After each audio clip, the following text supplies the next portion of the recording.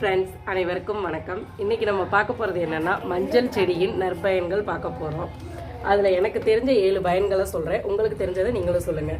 First, நோய் எதிர்ப்பு சக்தி கூடும், குடல் உணவு குழாயில் உள்ள புண்கள் ஆறும், உயர் ரத்த அழுத்த சம்பந்தது கட்டுப்படுத்தும், சர்க்கரையின் அளவையும் ரொம்ப கட்டுப்படுத்தும், உடலில் உள்ள கெட்ட கொழுப்புகளை நீக்கும், ரத்தத்தில் உள்ள நச்சு கழிவுகளை நீக்கிறோம், இதயம் ரொம்பவே பலப்படும். இது சம்மந்தமாக நம்ம மஞ்சள் நல்லவே ஒரு கிருமி நாசினி. அதை நம்ம எல்லா வகையிலையும் நம்ம சாப்பாடு உணவில் அதை அதிகம் சேர்த்துக்கலாம்.